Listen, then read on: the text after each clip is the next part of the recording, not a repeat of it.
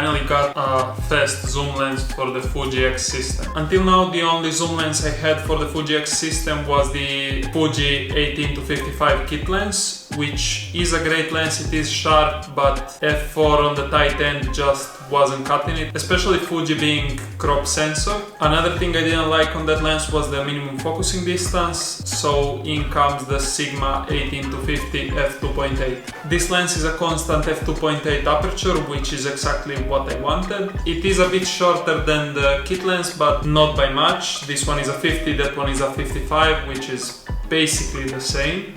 I still might replace this with a Tamron 17-70 because of the longer reach and the image stabilization. Unfortunately, the Sigma doesn't have image stabilization, but honestly for this price you really can't complain. A new one of these is about 500 euros. I got this one used for 380 euros. Honestly, I wasn't even planning on getting a Sigma, but it popped up on the used market and it was just too cheap to pass. And even if I don't end up liking it, I can resell it for more than I paid for it, which is obviously a big plus. Since then, I only used it twice. They were both client shoots, small registry weddings in Gibraltar. Unfortunately, I can't share those photos, but I was really impressed with how sharp this lens is, with the minimum focusing distance, and with how well it works with the Fuji X system. It doesn't have an aperture ring. It has a focus ring which is placed basically where the aperture ring should be, and then it has the zoom ring on the front. One thing I don't like is that the zoom ring goes the wrong way compared to the Fuji lenses, which is kind of weird to get used to.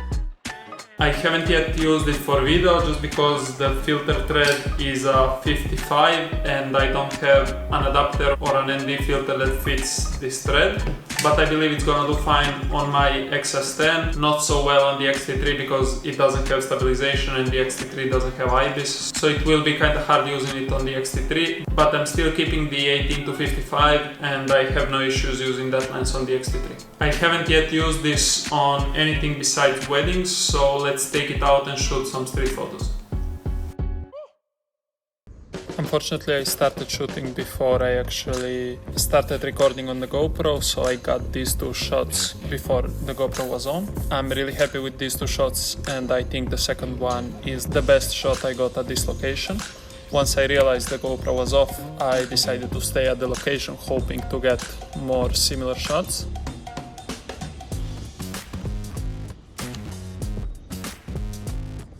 But unfortunately I didn't get them. I got this one, which was decent.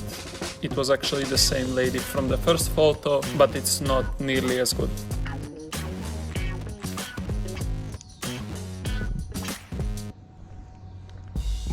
Throughout the shoot I was getting a bit lost with the zoom. I kept trying to turn it the other way to zoom in, which this zoom, as I already said, turns the opposite way than Fuji zooms. Towards the end of the shoot, I was actually already used to it and it wasn't an issue.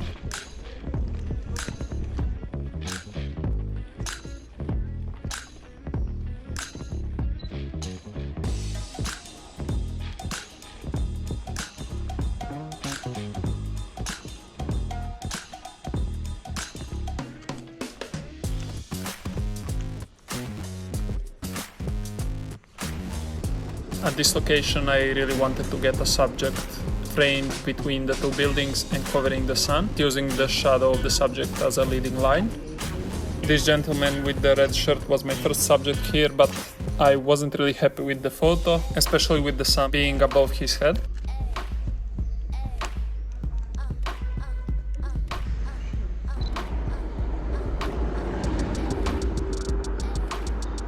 So I decided to go back and wait for another subject. This man walked by. Unfortunately, I again didn't get the sun behind him, but this photo is already much better.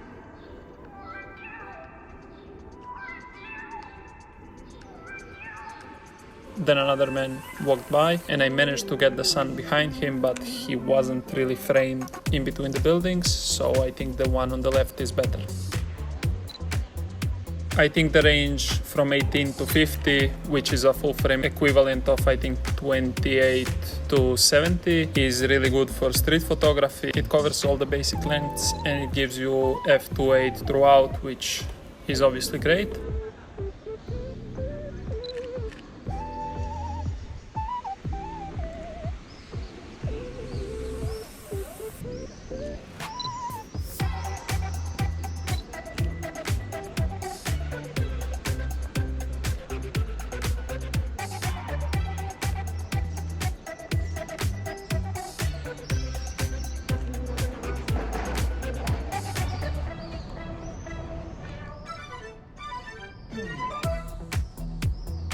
It reproduces colors really neutral, it's not too warm or too cold, and it's really sharp.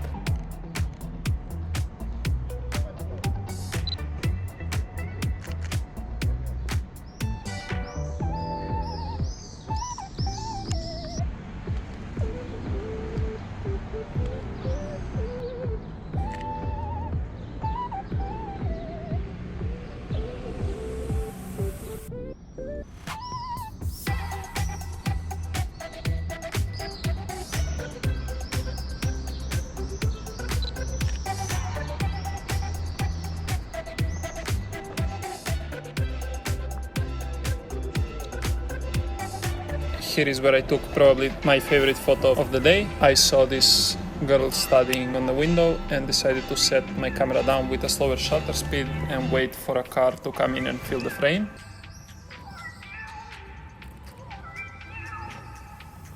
I got this photo with the red Land Rover, which I think works great for the photo, but I decided to stay just to see if anything else interesting happens. I got another one with this Mercedes, but I think the photo with the red car is much better.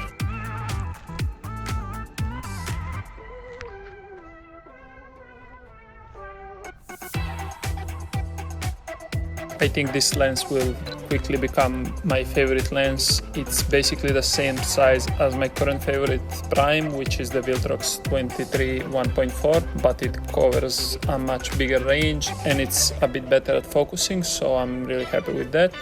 It also provides much better image quality. The only thing it doesn't have is as fast of an f-stop. Here I just tried to get a couple shots with the minimal focusing distance, and the minimal focusing distance of this lens is amazing. On the short end you can actually touch your subject with the lens hood and still get it in focus, which is just crazy.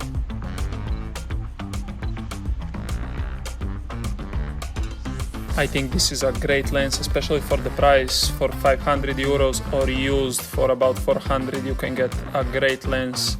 It's a great performer. It does have a little bit of sealing with a rubber gasket around the mount, but it's not fully weather sealed, which is something to keep in mind. But for this price you can't really get anything much better than this. I would definitely recommend it to anyone. Thanks for watching and I'll see you in the next video.